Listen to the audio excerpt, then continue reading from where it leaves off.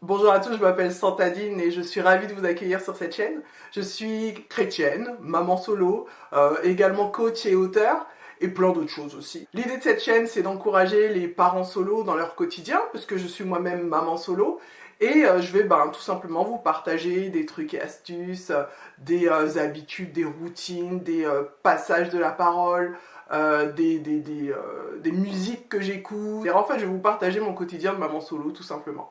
Aujourd'hui, je vais vous partager 5 versets qui aident à traverser les épreuves.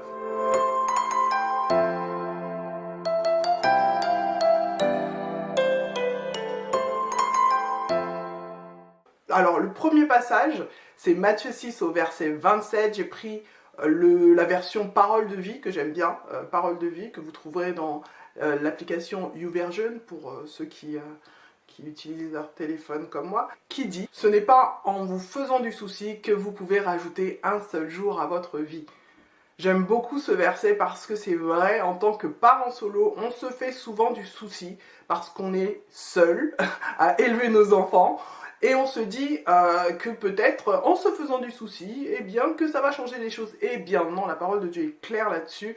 En se faisant du souci, on ne peut même pas rajouter une journée à nos vies. Donc à plus forte raison, en faisant du souci, on ne peut pas protéger nos enfants.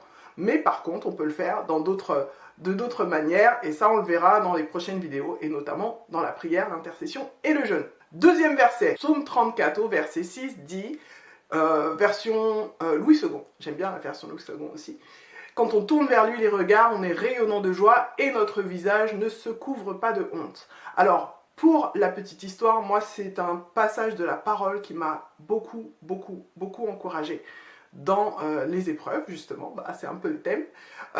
Tout simplement parce que à un moment donné, quand je me suis retrouvée seule avec mes enfants, j'avais honte un petit peu parce que les gens nous jugent, il faut pas se leurrer, les gens nous jugent, ils se posent des questions, mais pourquoi elle est célibataire? Est-ce que son mari l'a trompée? Est-ce que elle a fait n'importe quoi? Enfin bref, peu importe, on se sent jugé et c'est une réalité. Le regard des autres aussi peut apporter une forme de pitié. Moi personnellement, c'est ce que j'ai vécu. Et donc du coup, on a parfois honte d'être parent solo.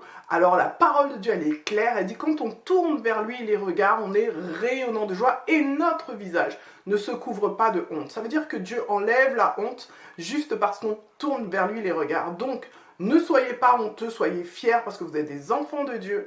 Tournez vers lui le regard et vous verrez que vous n'aurez plus honte d'être ce que vous êtes parce que avant d'être un parent célibataire, vous êtes un enfant de Dieu. Troisième passage, le Proverbe 16 au verset 3 dit « Recommande à l'Éternel tes œuvres et tes projets réussiront ».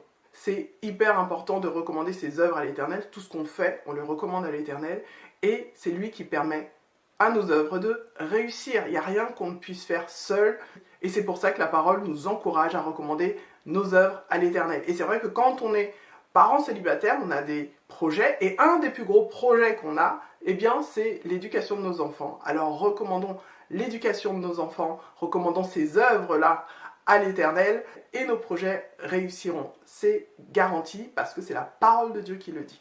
Colossiens 1, verset 11, version parole de vie, parce que je trouve que c'est vraiment une version qui est très parlante. Donc je ne connais pas par cœur, je vais vous le lire.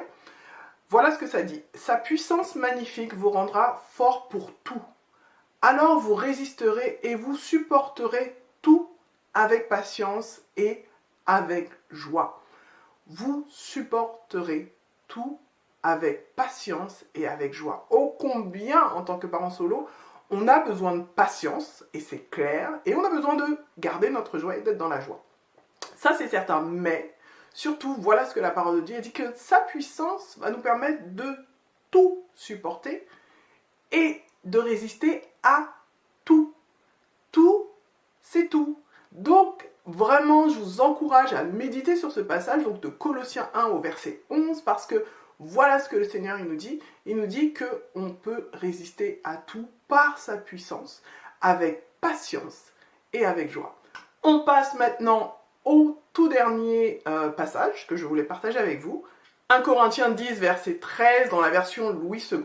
Aucune tentation ne vous est survenue qui ait été humaine, et Dieu qui est fidèle ne permettra pas que vous soyez tentés au-delà de vos forces. Mais avec la tentation, il préparera aussi le moyen d'en sortir afin que vous puissiez le supporter. C'est vrai que c'est pas forcément évident d'entendre cette parole. Souvent, cette parole, on va nous la balancer un petit peu comme ça, à la volée. Oh, tu sais, Dieu ne nous donne pas d'épreuves au-delà de nos forces. C'est vrai.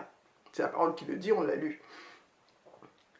Mais il est vrai que lorsqu'on est dans l'épreuve, en plein dedans, et qu'on nous donne cette parole, il est difficile de la recevoir, il est difficile de l'entendre. Pourtant, la parole de Dieu, elle est claire. Dieu ne nous donne pas d'épreuve au-delà de nos forces. Et c'est une réalité. Et c'est vrai que dans ces moments d'épreuve, il faut nous rappeler la parole de Dieu. Et la parole de Dieu, elle est claire là-dessus. La parole de Dieu, elle nous dit que Dieu a déjà la solution à cette épreuve. Sachez qu'une épreuve, on ne demeure pas dans une épreuve, on traverse une épreuve. De la même manière qu'on traverse la rue, lorsque vous traversez la rue, vous passez d'un trottoir à un autre, vous ne restez pas au milieu de la rue. Et bien l'épreuve, c'est la même chose, on la traverse. On ne demeure pas dedans, on la traverse. Et parfois, oui, c'est beaucoup plus long que prévu, mais on ne fait que la traverser et on n'y demeure pas. Et c'est ça vous devez vous en souvenir, on ne demeure pas dans l'épreuve, mais on traverse une épreuve. Donc voilà ce que je voulais partager un petit peu avec vous. J'espère que ça vous encourage. Je vais vous remettre les références des versets en commentaire. N'hésitez pas aussi, vous, si vous le souhaitez, à faire des commentaires, à liker la vidéo, à la partager. Bref, à faire ce que vous avez envie de faire avec cette vidéo. En tout cas, quoi qu'il en soit, je suis contente d'avoir pu partager ça avec vous. Soyez bénis et je vous dis à une prochaine vidéo. Ciao!